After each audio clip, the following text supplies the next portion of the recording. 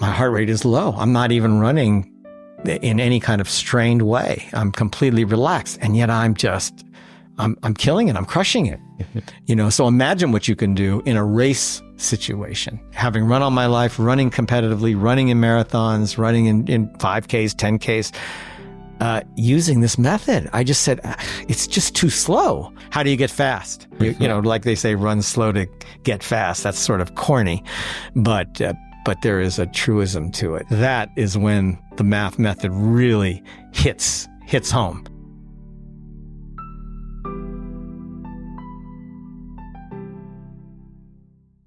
Hi there, Floris Gierman here. Did you know that I write a weekly newsletter on the topic of running, different training tips, insights, advice, and learnings from along the way?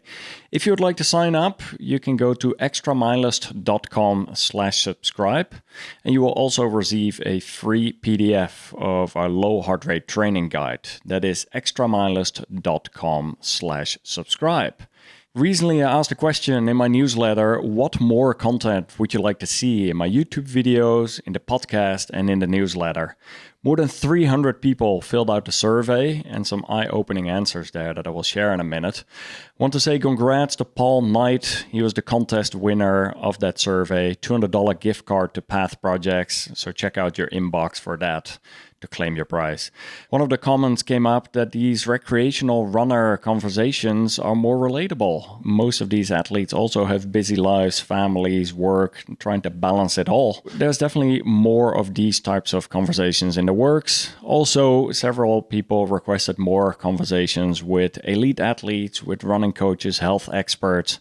So a lot of those type of conversations are planned out for the coming months and years over here. Today's guest is a very passionate recreational runner from Los Angeles. His name is William Barth. He has improved significantly in his running, and he has learned many things along the way, made many mistakes as well. So we'll talk through some of the challenges that he encountered, some of the obstacles he overcome, and how he's able to run so strong at this point. William Barth is member of our Personal Best program. To find out more, check out pbprogram.com. Today's episode was sponsored by LMNT. Last night I was sitting in the sauna. I really enjoy taking sauna sessions. It helps in a variety of different ways, but I do end up sweating a lot. Last night, together with my training partner, Duke Tran, we're doing like a 30-minute session in the sauna, then went over to the ice bath, 20-minute session in the sauna, then the ice bath, and then 15-minute sauna into the ice bath. We're both drinking quite a bit of water, but we also had some electrolyte in there. So LMNT makes these little electrolyte pouches with potassium, magnesium, and sodium, and it really replenishes your electrolyte levels. Now that the colder months are here in the US and many other parts of the world, you can enjoy LMNT as a hot beverage as well. The chocolate medley is only available for a limited time when the temperatures drop. You can enjoy them on their own, you can mix them in with your coffee, or you can get creative with other recipes. Each box includes 10 chocolate raspberry, 10 chocolate chai, and 10 chocolate mint. For a limited time only, you can get a free sample pack with 8 different flavors when you go to drinklmnt.com/flow. I hope you enjoy my conversation with William Barth. William Barth, welcome to the Extra Milers Show. Thank you, Floris. It's an honor to be here with you and to talk with you. It was a nice morning run, or afternoon run we just went on, right by the river ditch, and being able to catch up and talk about all of the different things you've learned on your running journey. Yeah, it was a beautiful run, and you might note that we ran it at MAF, maximum aerobic function. And the awesome thing was, you showed up with your carbon plated shoes, and like you were like, yeah, I have to keep up with you. It's like, I like running at a low intensity. I truly do. That's wonderful that you have that grace for your students and the runners that you train. No, it has been so awesome to see your running journey. Like, we've known each other for about 2 years now. You're one of the members of the PB program. And just seeing, we've met each other at the Chicago Marathon. We've seen each other several times on our Zoom coaching calls. And just seeing the joy that you're getting out of your training journey, the progress that you have made over the years. So I really want to take a deeper dive into that. We were talking about Arthur Lydiard. and that you have already been familiar with him for many, many years and actually grew up running with some of the fundamentals of his teaching. Maybe you can start out there, like your earlier running years. And also for those who are unfamiliar with Arthur Lydiard, what some of those fundamentals in your training were. Yeah, I'm happy to do that. But as we're talking about Arthur Lydiard, also one of his principles was the importance of having a coach. And that's something that you and your program, I think, give to your members and your runners. You really are our coach. I think of you that way. And it's, I think, one of your best self for your talking about, Floris Gierman. And it's so important for a runner to have a coach to understand, to help you understand what you're doing and how to do it. Because runners just like to run. We don't like to think about things too much. And you as a coach help to guide us and give us that important sort of guidance that every runner needs. So that's what's important about you, and also what is important in the Arthur Lydiard method that I trained under, God, a half century ago now. So it was eye-opening to me. You mentioned, like, all right, at 70 years old, you're now running very strong. Right. Yet you started running like in high school. You are like even earlier than even earlier, yeah. And it was, 50 years ago that you started training with Lydiard's methods? Yeah. I actually started in junior high school and applied to the high school track team. I love football, basketball, all the sports, swimming. But there was something so basic about running, so sort of meditative and transcendent about it. You didn't have to put a ball in a hoop, or you didn't have to do any fancy moves. You just run, and you could lose yourself in it. And that is what sort of attracted running to me. Back in the day, we were talking about on our run today, they had a philosophy of running called sort of a culture of running, known as the loneliness of the long distance runner. It was a sport that you did alone, sort of in isolation. And people didn't know it or understand how people could run miles and miles. And so that sort of attracted me. And so when I applied to run track and field in high school, I was admitted initially into a program called cross country. And as a youngster, I didn't understand what cross country was, but it sounded like a sport that you would learn in a private school, maybe a New England school like rugby or rowing or cross country, like what is it exactly? And that's where I met my high school running coach, who really was one of these great high school coaches who was schooled and trained in the Arthur Lydiard method. And that's what he taught us and conveyed to us. So I'm happy to talk a little bit about that. For those who are unfamiliar with his approach, can you share a little bit more high level what that training was like? The Arthur Lydiard approach it's similar, very similar to the Floris Gierman Phil Maffetone approach in many ways. And probably the distinguishing factor that makes him a little different from Floris Gierman or Phil Maffetone is back in the day, we didn't have the knowledge or technical ability to understand heart rhythms. So we didn't use the heart rate or heart rhythm as a metric about how to train.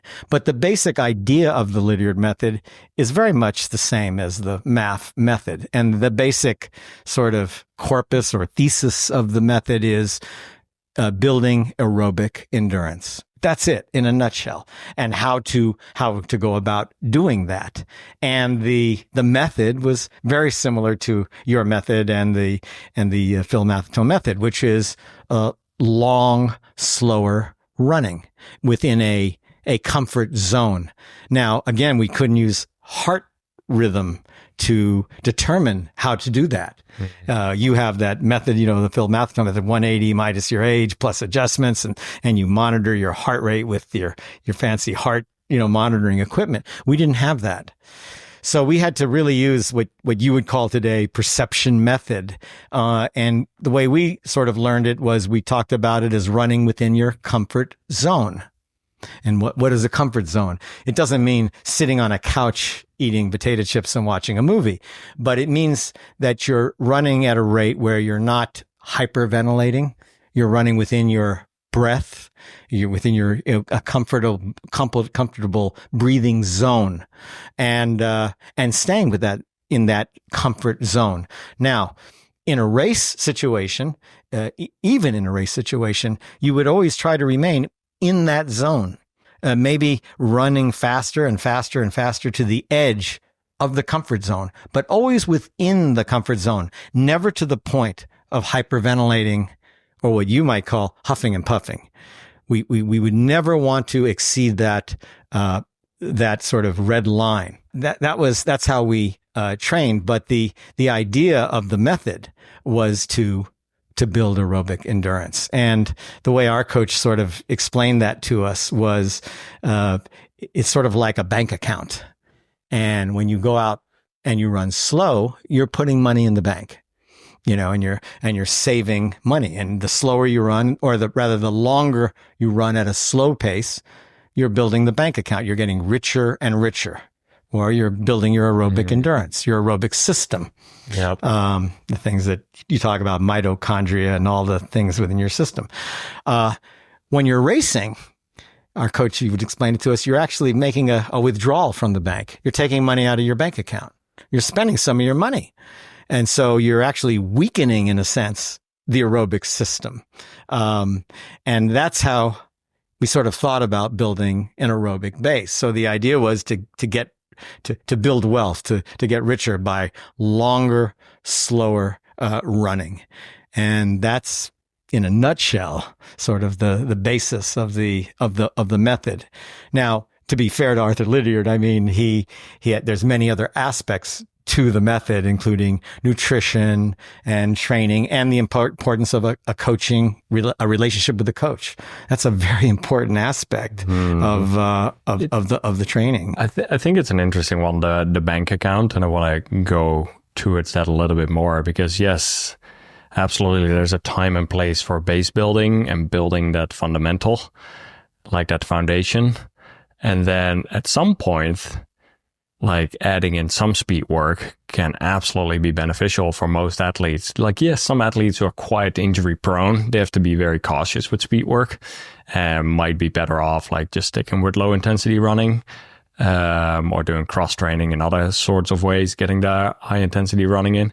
But then indeed on race day, that's when typically, depending on the race distance, like marathon, 50K, you're still going to be racing above your zone 2 quite a bit.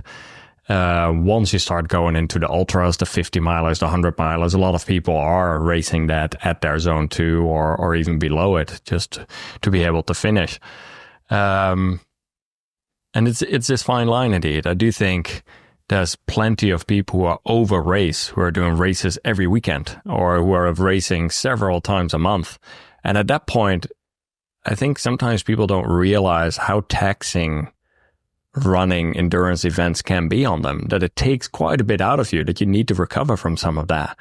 And this is why I think, especially in recent years, I've seen quite a few people like overstressed, overtrained, burned out, injured. Like it just seems like it's been amplified even in recent years more than what I've seen previously, also because I think life stress has amplified for some people too. But yeah, this is where I think that combination of the low intensity running and then like sprinkling in some high intensity running and then racing from time to time, but not overdoing it either. Yeah.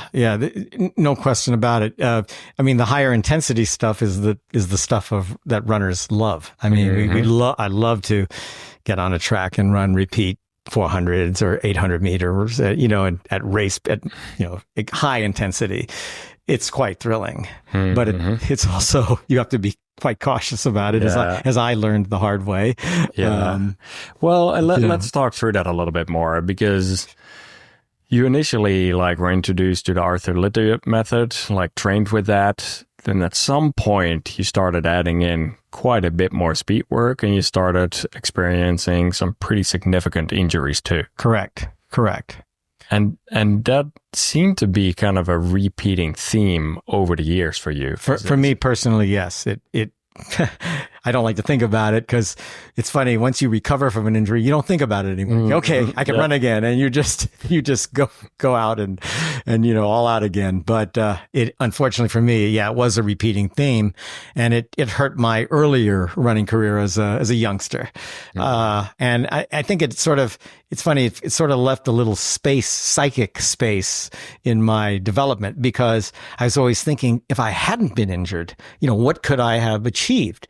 And that also drew me to your program, because when I started watching your podcasts, I realized, I think that's the missing link. I think that's the mistake I've been making all these years.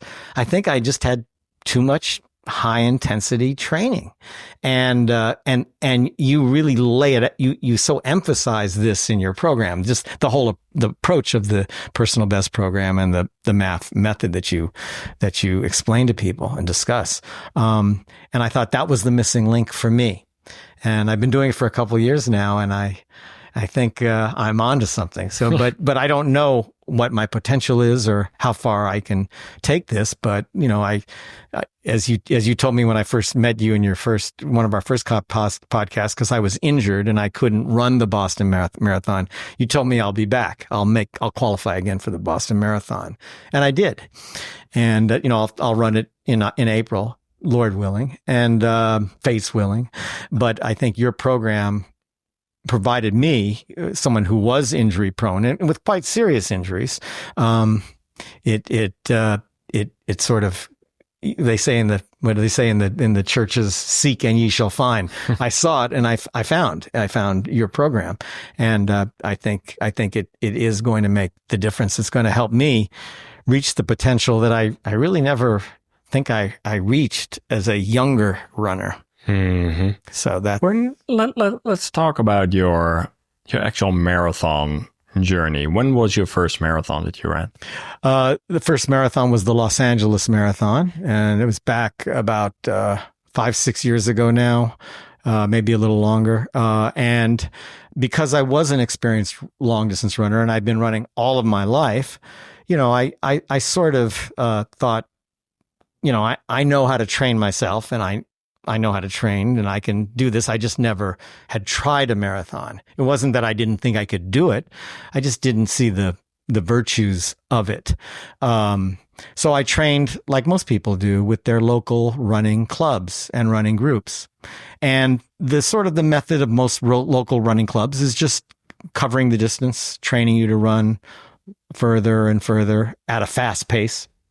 But the problem with all of those groups are pretty much common, as we've discussed, which is, okay, let's go out for a run, and everybody takes off, And the idea was, how do you get fast? Oh, you just run faster, longer. That's how you get faster, which the math method appropriately says it's actually the opposite.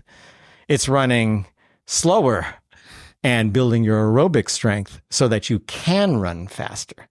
So that's counterintuitive, because intuition would teach you, well, if you want to be fast, you got to run fast and you got to keep up, not for a mile, but for 10 miles or 5 miles but it's actually the reverse. It's actually running slow so that you build your aerobic endurance system, because the race, it relies primarily, a marathon, I think almost 100% or maybe 99% from what I understand, on the aerobic endurance system. And if you have a weak system, I think Phil Maffetone calls it, what does he call it? He has a medical name for it, aerobic deficiency syndrome. He actually makes it like a medical problem.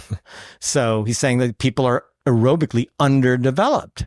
So if you're just going out and training by taking off and trying to run as fast as you can, as long as you can, no, I mean, it is a form of training, and it is the kind of training that you usually get in most running clubs, but it's really not the proper method, I don't think. It's funny because you and I, as we just left the office here before we started recording, we walked to the local river ditch where we're going to start our run. And for the first 5 minutes, we just walked. You're the only coach that I've ever been with who actually walks. And I was like, yep, this is how I like to start my run. It's like, so wonderful. Just kind of tuning in with the body and just like having mellow conversation before like starting a slow jog and picking up the pace gradually. Yeah, and the enjoyment level it's wonderful. It's so enjoyable to do it that way because that's the way the body is supposed to work. Mm-hmm. You know, to slowly warm up the body and get the body ready to run that effort, that race, whatever that effort's going to be. Mm-hmm. Yeah. So you have quite some experience right now with running, meaning like you've basically ran for 50 plus years. Yeah. So from age 15 to 50 plus, about 55 years. So if you would have to give yourself, knowing what you know now, some advice to your younger self or to runners at the beginning stages of their running journey, what high level advice would you give? My high level advice would be, do what Floris Gierman tells you to do. That's it. You could stop there. Don't think. Just do what he tells you to do. No, this is the importance of coaching because, again, I think runners don't like to think. They just want to run. And that's what I like to do. I'm a runner. I'm not a coach. Although I've trained in Arthur Lydiard method, I've read the books, I've watched your podcast. But at base, I just like to run. I like to transcend. I like to be at one with nature, running, almost lose myself in the run and running at a fairly fast clip. Losing yourself in it. But maintaining good form and relaxed breathing, all of these things, because that's part of the transcendent procedure that you implement when you run. But I would say do what Floris Gierman tells you to do. In other words, not so much, not just you as the individual, but your method. Keep it simple. Run slow, longer. And build your aerobic base or your aerobic strength through that method. And that will serve you well when you race or when you run at high intensity. It will serve you well. And what's really exciting is when you find yourself running at a very fast clip with a low heart rate. That is when the MAF method really hits home. And you go, oh my God, I'm running 9-minute miles or 8 something a mile. And my heart rate is at zone, what do you call zone 2 or whatever, name you want to give it, MAF. My heart rate is low. I'm not even running in any kind of strained way. I'm completely relaxed. And yet I'm killing it. I'm crushing it. So imagine what you can do in a race situation. Yeah. I think I want to talk briefly through. So there's a few different approaches that people take in their running journey. And you're saying I just want to run. I don't want to necessarily think that much about what I should be doing and where and why. Like you understand the thought process, but you just want to go out and run. Yet sometimes when you and I have conversation, I challenge you too, as in all right, follow your intuition. What feels right here to you? And what I've found interesting is over the last 2 years, you've become more and more in tune with your body. Meaning when we had a conversation earlier about you not having taken any alcohol during a certain training cycle, then taking in some alcohol and just seeing how you felt the next day, what happened with your resting heart rate, what happened with your sleep that night. Whereas there's a lot of people who are probably not that familiar with their own body and that much in tune with their own body. But even just in the last 2 years, I've noticed more and more that you're making some of those decisions and you're able to feel that and be more intuitive in your training. And I think that's a very important part as well, the flexibility of it. Like we were saying earlier, sometimes the recovery might take a little bit longer. Like athletes in their 50s, 60s, 70s. I'm 42 now. I notice my recovery takes longer than when I was 30 years old.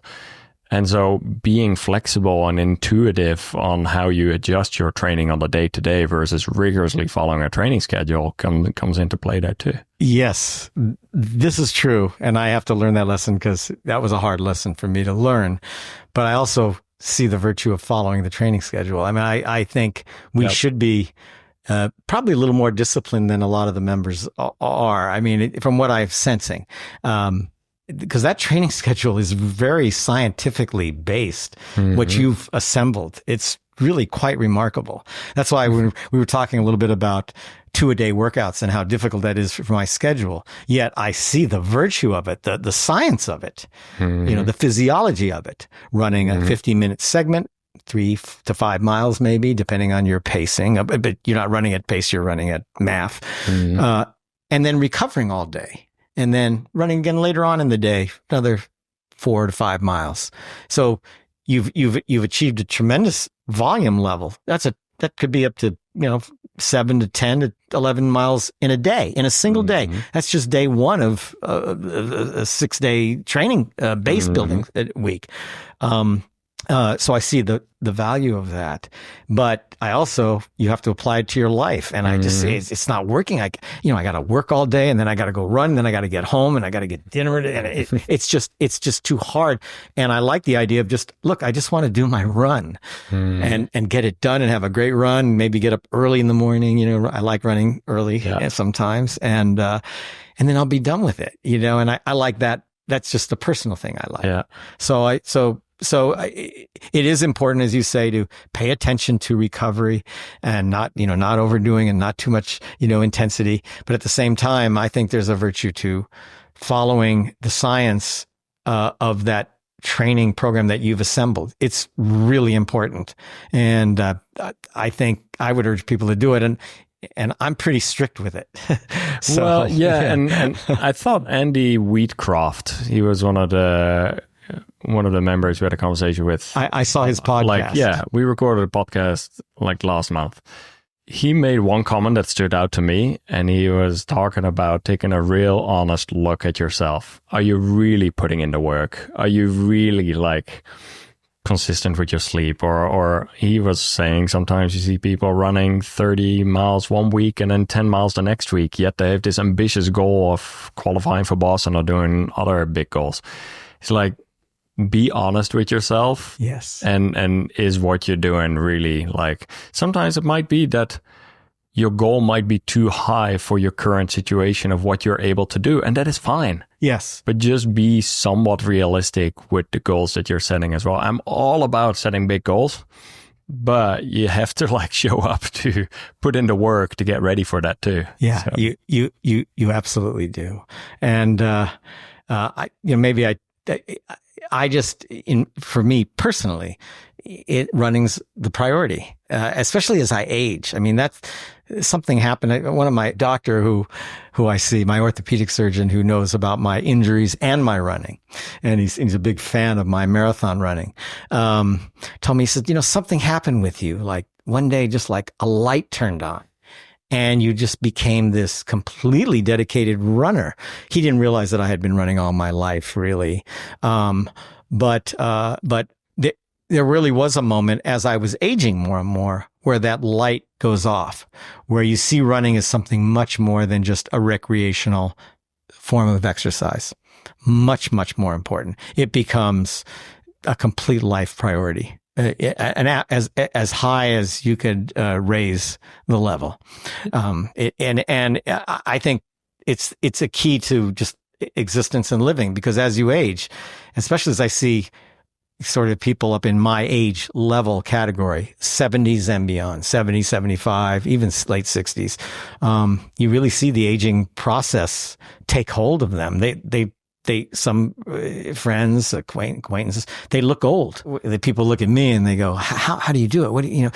It's the running. There's just no question about it. It places your physiology, your intellect, your physiology, on a different plane, completely different plane.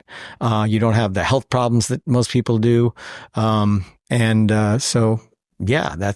I made that sort of breakthrough or paradigm shift as I aged. I began to realize that running really is the priority, and I make it that. It's not something I just try to fit in or try to do. It's sort of running first and then everything else.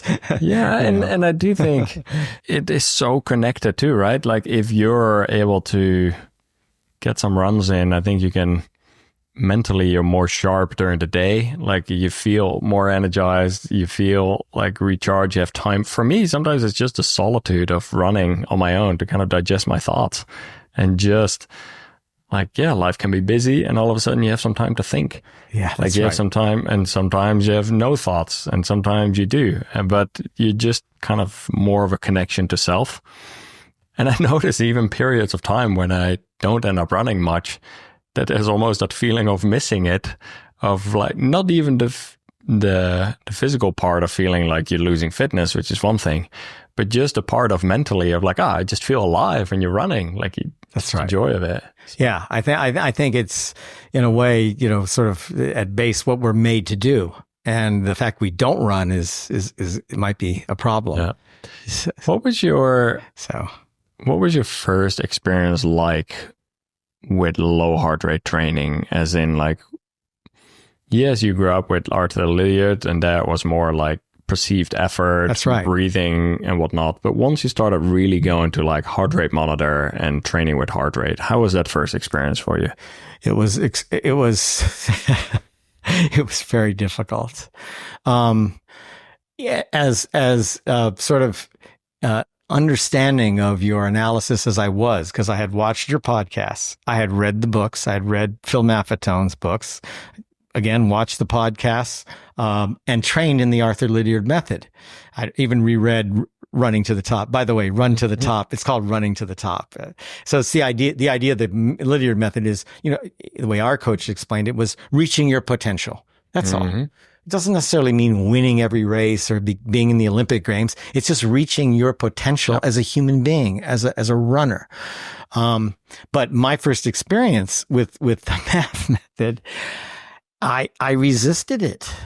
I have to admit it. Even though intellectually I believed in it, I said, this is it. This is the missing link. This is the way I'm going to train and not get injured. This is what I have not been doing. And my injuries have been holding me back from reaching my potential my whole running life. And yet I just so resisted the MAF technique. I just couldn't see how someone could get fast running this way, because when you first start, you're running at a relatively low heart rate. And I really didn't walk much, but I did do a little bit of walking to keep my heart rate lower. But it was I just couldn't see how I was going to be a fast runner. Having run all my life, running competitively, running in marathons, running in 5Ks, 10Ks, using this method, I just said, it's just too slow. How is this going to work? And it was pretty tough. What made you stick with it? First, just being a long distance runner. I mean, I'd run all of my life. So just the sort of consistent approach that you learn as a runner sort of helped me to maintain or to sort of pick up the challenge of slow running, low heartbeat training. In other words, just the natural runner's instinct to keep with it. Let's keep running. Let's try to slow it down a little bit and keep the heart rate low, but let's keep at it.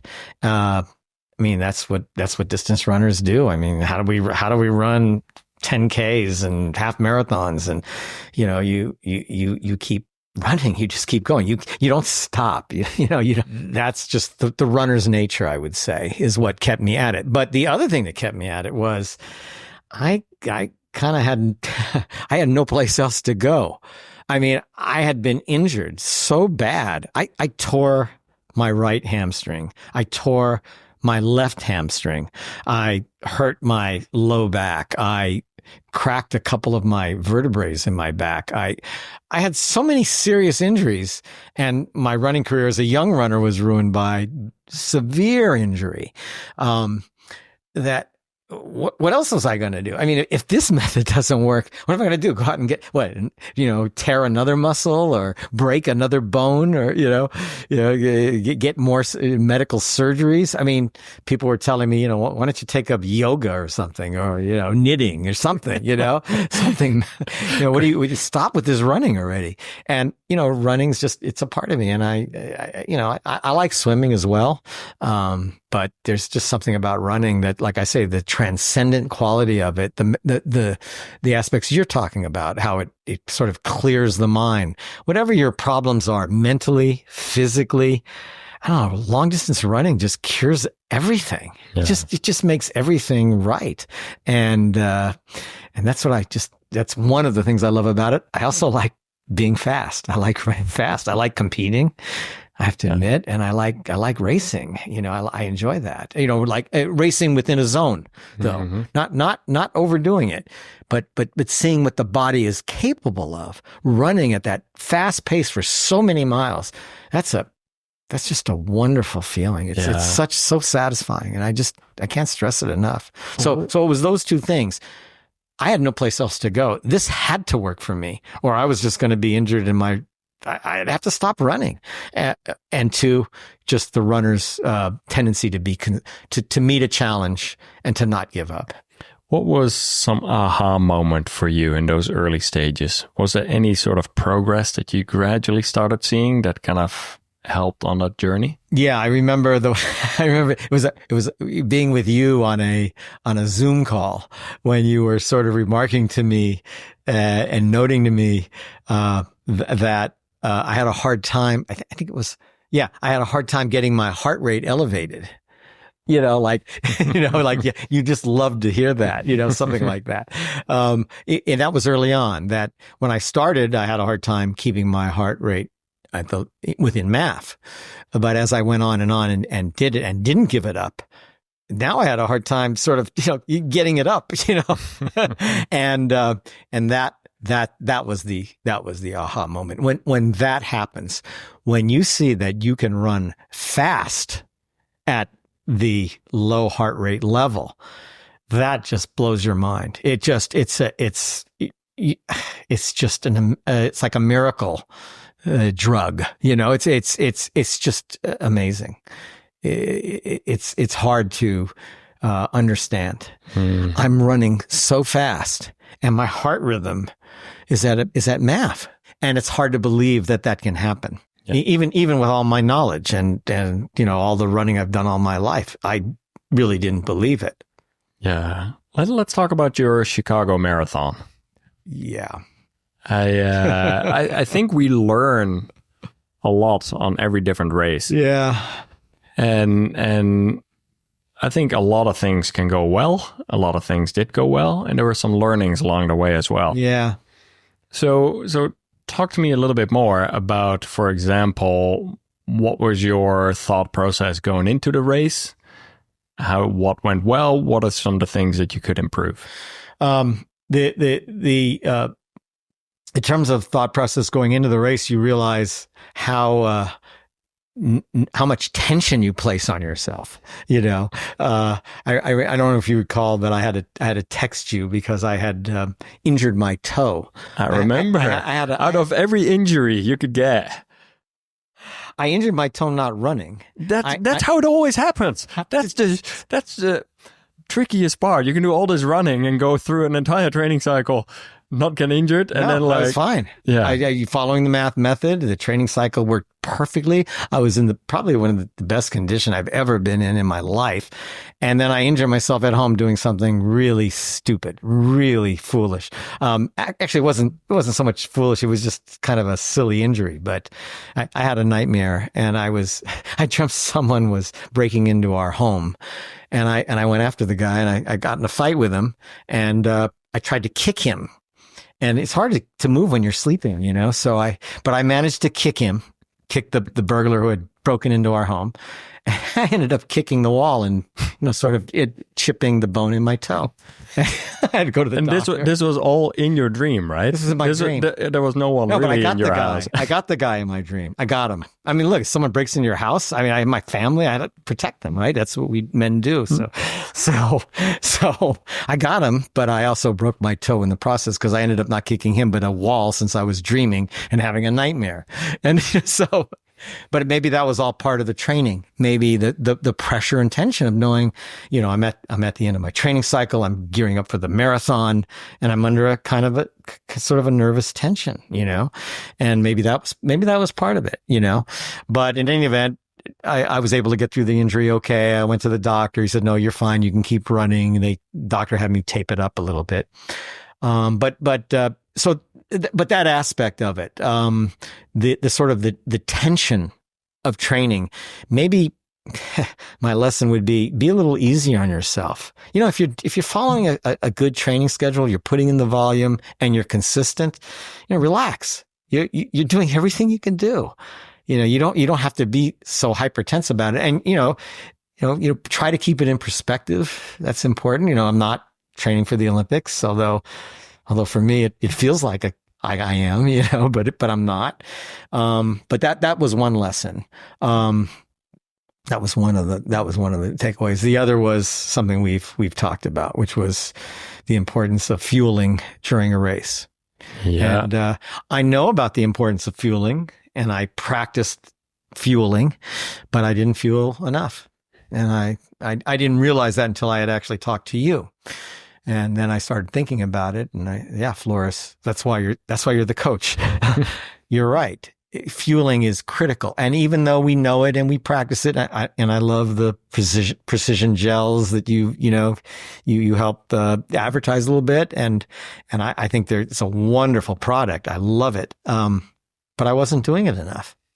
I just wasn't. And this is one of the interesting things, I think. Like, sometimes we can go through an entire training cycle and everything goes well. Yes, something might happen, like non-running related or whatever. But I think a lot of people underestimate the race day strategy as far as for the pacing, as far as for nutrition, as far as for like day off. Like, we spent all this time, months and months and months, on the actual training, right? Yeah. And then actual race day execution, that's very important as well.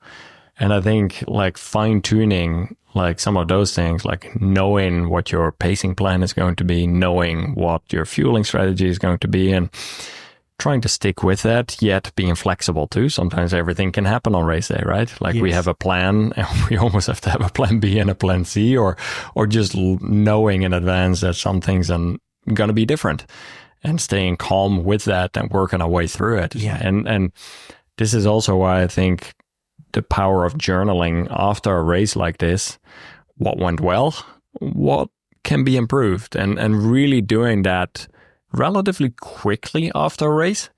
Because I very often, I'm racing and I have all these thoughts of like, oh yeah, I should be doing this differently for next time. And then I go through the finish line and go back to the hotel and I pass out on my bed and I completely forget about it. Whereas I think like sometimes even taking 5 minutes just to type in some notes in your phone, or like sitting down with a journal and writing down some notes. It's critical. It's it's sort of at that moment after you've finished, say, a marathon, or the day after, your thinking is also like heightened. In other words, everything becomes clear. And what you're talking about is so important, because you're never going to have that clarity as clear in your mind as you will at that time, immediately after a marathon, days after a marathon. Everything will become clear to you. Maybe more long runs, or proper fueling, or whatever the lesson learned was. You will never have the clarity at those moments after a competitive marathon. And so you shouldn't lose that moment, and you should do exactly as you say. Take advantage of it, write it down. And I actually do that myself.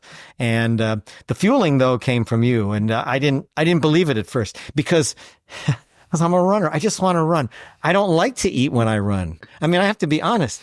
No, I don't like taking gels after a half hour. I really don't. I don't want to eat. I just want to run. Let me run. Back in the day, we didn't have 50,000 people at a marathon. 40 people would show up. That would be a huge crowd at a marathon. It was one water station, mile 13 miles out, 13 miles back. That's how they ran marathons. So fueling every 30 minutes, taking gels, eating and ingesting while you're in the middle of a run, the natural, your inclination is no, I don't want to do that. I just want to run. I don't want to eat. I'll eat after the run, like before the run, but don't make me eat while I'm running, or drink, or maybe drink a little bit, just a little bit, spit it out and keep running. Just don't dehydrate. But no, the fueling is, well, what happens. You hit the so-called wall, which is not a wall. You've just depleted your energy resources. Your glycogen is used up, your salt's used up, you didn't fuel and replace it. So what do you think's going to happen? It's like a car running out of gas. The car's just not going to move. And that's what will happen to you if you do not fuel. Like a car out of gas, you'll just be out of gas. It doesn't matter. You can try to run through it. Well, you can power through it, but most people can't even power through it. Oh, trust me. When I've bonked several times in long training runs. I've bonked in the CIM marathon. I had a good bonk. In one of my 100-milers, I had a proper bonk. So I absolutely, when you hit the wall, it is pretty much mission impossible to try to run through it. So I can definitely relate with those feelings as well. It's hard to believe it happens to you, but it does. Because I remember one podcast too where you were doing that ultra run and you had to stop in for chocolate and coffee. And yeah. Chocolate and coffee was your fuel. That's pretty caffeine and sugar. Yeah, and a Coke or something. It is pretty mind blowing though. What, like, sometimes we think, like, we try to think positive thoughts and try to do whatever we can to overcome certain obstacles. But when our sugar levels are low or when we're out of energy completely, it's quite hard to think clear. And just the impact of some extra carbs, some extra caffeine, whatever works for you in that case, can work magical for just clear thinking and for like having that energy to move forward again. So and that's that's still learning lessons, but that was the lesson of my Chicago. But still, with it all, even not so much bonking, but I did slow dramatically the last several miles. I still had a Boston qualifying time. So that part was good. I had a personal best. That part was good. In my personal journey, I don't feel like I've reached my potential. And, I feel that thank God, your program has given me an opportunity to attempt to do that. And that's what I'm grateful for.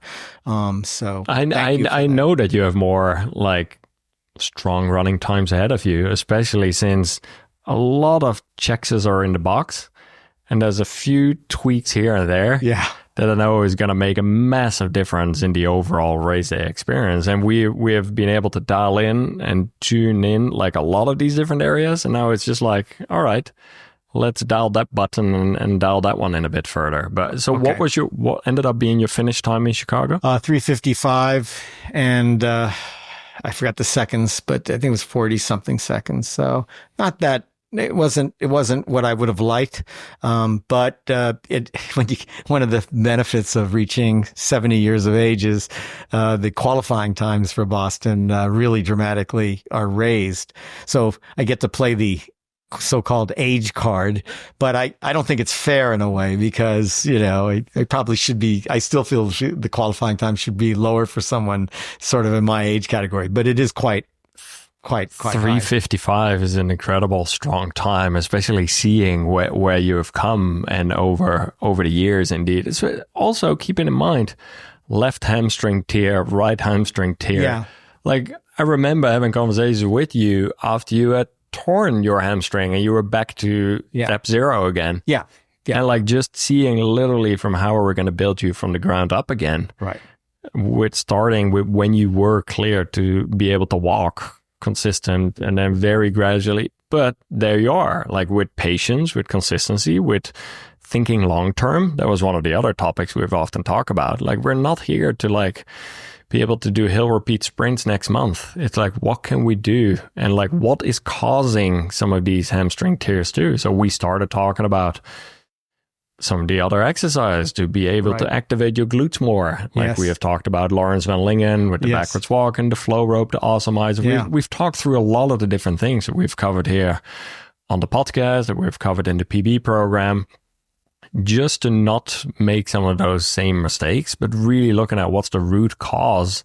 And some of this could have been indeed some of the wrong running technique and tweaking things over there. And then the strength training component, the mobility component. Yes. There've been a lot of different things from. Yes, it's so true. Hey, you forgot to mention you having us find a tire at a tire shop and then dragging it, 200 yards in the middle of the street. And everyone's saying, what the hell are you doing? Dragging this tire down the middle of the street, Yeah. I go, you don't understand. I had the torn hamstring and my coach wants me to strengthen my, and my all glutes or whatever. And all credit goes out to Lawrence Van Lingen for that exactly. one. And it's made a positive difference in my running and in a lot of people around us. The hard part was, I was like, wait a minute, someone's just going to give me a tire and just go to, and sure enough, you go to these tire, stores. Yeah, they have used tires that they're just going to throw away, and they're happy to give it to you. Yeah. I thought I didn't mind paying for it if I had to pay for it, but I didn't think they just give it to you. And sure enough, they do. And I actually got a couple. I got a heavy tire, so it really does work. It really does help strengthen you. Yeah. But my strength, the strength training aspects, that's something I had to learn again the hard way, and I also benefited from having a physical therapist. And yeah, I do my physical therapy strength training exercises are almost daily. Yeah. Almost daily. And I didn't do it this morning, but I try to do it almost every morning before I run. And that involves push-ups, sit-ups, planking, Superman, low back strengthening, the bridges, and countless other things I do almost daily. And I did them for rehabilitating my low back problems, my torn hamstring problems, building up the glutes. They always say strength training is indispensable in marathon running because the stress you're putting on your body. Think about it, Mm-hmm. You're running 40 miles a week, 60 miles a week. You're running in a race that's 26 miles long. You have to strengthen your body. How can you do that? Or you're going to get injured. You're just going to be injured. There's just no way around it. And so, yeah, you have to do that strength training, and you kind of made me do that. And that is a part of my almost daily training. I do it kind of the Floris Gierman way. I don't really, go to a gym and work out for an hour. I just try to do little bits, maybe 10, 15 minutes every single day, sometimes increasing it to 20 minutes every day, just little bits. You'd be surprised of the progress you'll make. Even, doing push-ups every day or other kinds of, isometric kind of strength training exercises and the effect it has on you. And I like doing it naturally. I actually, again, like eating when I'm running. I don't like artificial things. I don't like lifting weights. I'd rather do push-ups, sit-ups, headstand, handstands, things like that. I just like doing things naturally. That's just me. Well, once again, you have found what works well for you. And we were earlier talking about in some of our speed workouts, there's often 3 different options. Yeah. One might be a faster workout at a shorter, higher intensity workout. Some somewhere in the middle, and some still higher intensity, but a little bit longer. Yes, there's benefits to all. And some athletes are more drawn to, like sometimes we see in particular younger athletes, like they like to run 5K paces and run pretty hard 5K paces, 10K paces. Whereas some marathoners, especially when they're like a bit older, they might find that too hard, too much, especially for injury prone. So they might go for, let's do some half marathon pace runs, or let's do some like intervals at just a little bit faster than marathon pace so it's a little bit longer and the recovery time might be a little bit longer, but like doing what you're drawn to. And even in this case, you're drawn towards doing it in a natural way, not necessarily going to a gym. So do that, right? Right. And there's other people who are gym rats who love the gym equipment, Yes. who might like more of a community, they might Yes. like more people around them. And so just finding what attracts you to doing those things is very important. Yes. And that also is something about marathon training that, it kind of strikes me because, thinking about, well, I'm training for a marathon, a 26.2 mile race. And so I'm going to go to a track and run repeat 400s, one lap around a lap really fast, which I sort of love to do because it reminds me of my youth when I was in high school training for the mile run. That's how you train, repeat 400s. And, to try to run a mile under 5 minutes or, and, for something, if you can do it. So there's a certain attractiveness to that kind of training, even to an older runner or a, more advanced or more mature runner, I should say, however you want to say it. But there's something that attracts you because it harkens back to youth and being on the track and really taking off and running repeat 400s or 800s. Until you tear your hamstring and then you think, well, shoot, maybe, but it's not just because you're older. I mean, to train that way, you really have to build yourself up to training that way. You don't just go out and run all out, repeat 400s. Of course you're going to get injured unless you're sort of slowly built up your speed work in the proper way. And you really can't do that, I don't think, in the recreational running club environment. Maybe if you're on an athletic team competing and you're training every single day, but just to do it kind of recreationally, to go out and run repeat 400s, all out, less than 5K pace, at 9, whatever interval, high intensity you're running at, I think it's just a recipe for injury. And at the same time, you're preparing for a marathon. So there is something very attractive about doing repetitive mile runs, running a 1 mile distance or even longer, a fartlek. I like to do fartleks. I mean, I like to go 10 minutes at a fartlek tempo, and then take a few minutes rest, and then maybe break it down, go 7 minutes, and then go 5 minutes, or build it up, 5 minutes, 7 minutes, 10 minutes.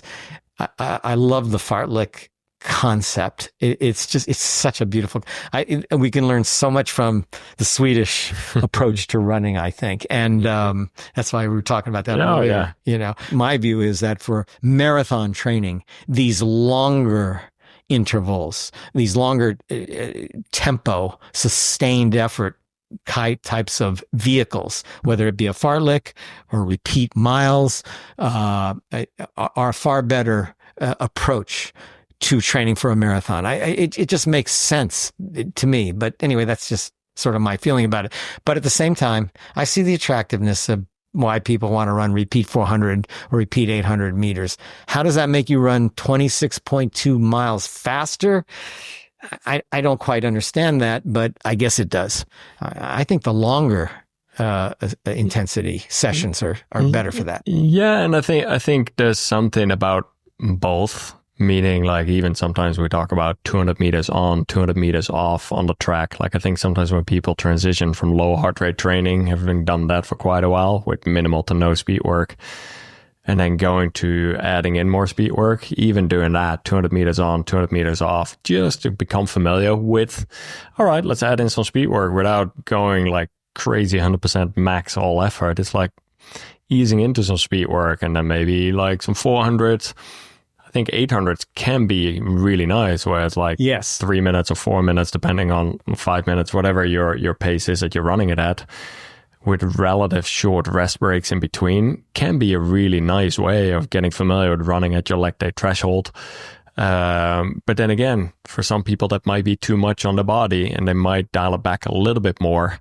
So I think there's different approaches to get to the same goal, and it's not a one-size-fits-all approach for each and every runner there. Yeah, those are really important points you just made. I think you're right about that. Yeah. And also trying to implement those the sort of what we used to call wind sprints, but the way you make it very easy for people to do. You say, look, do some repeat 60-yard intervals.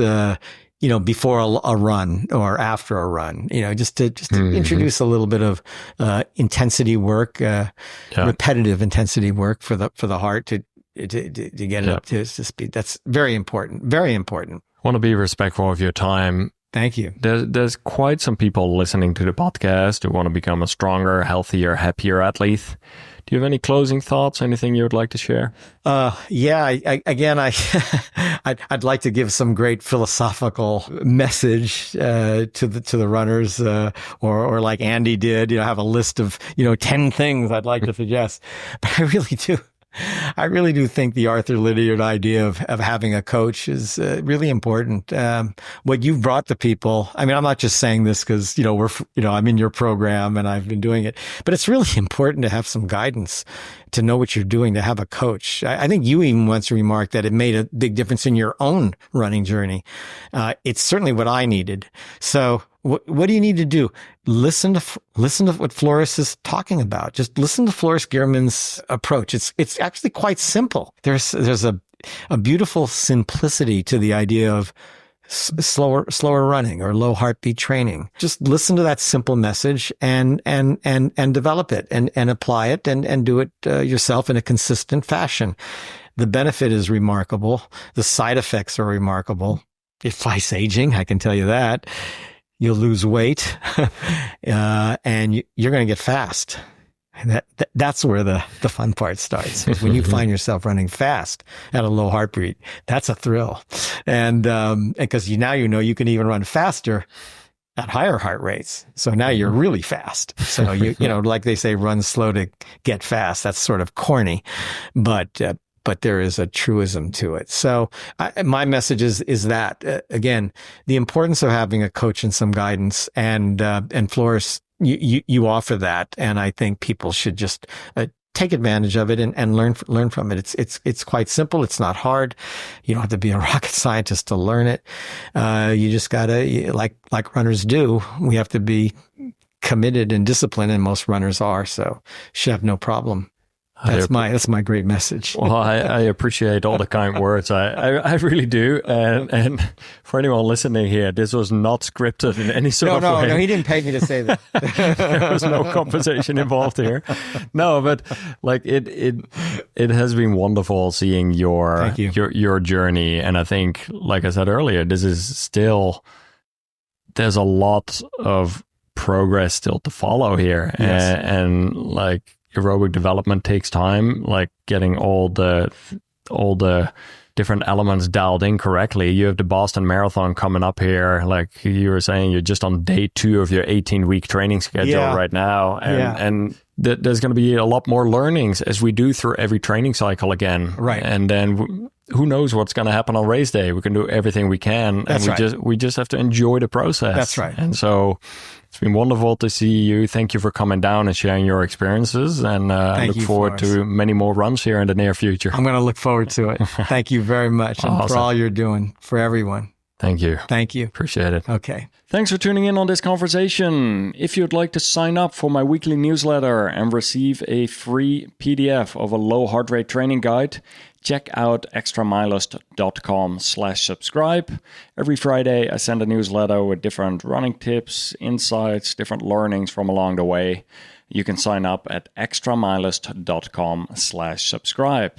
Would love to hear from you. What was your favorite lesson, takeaway, or quote from this episode? There's a lot of different comments on YouTube that you can often get a good idea of what were some of the takeaways from other people. Because I do notice, like even right now, when going through my book, writing my first book, and some of the YouTube comments I'm actually integrating within these chapters, every time when I look through these comments, there's like different nuggets from different people that I'm like, oh yeah, that really did stood out. And so it's sometimes nice to actually go through some of those comments over there. So yeah, let me know in the comments on YouTube, what was your favorite lesson, takeaway, or quote. Learn more about the PB program at pbprogram.com. And I would say we'll be back for more podcast. I think it's just time to close this thing off. Have fun out there on your runs. Bye now.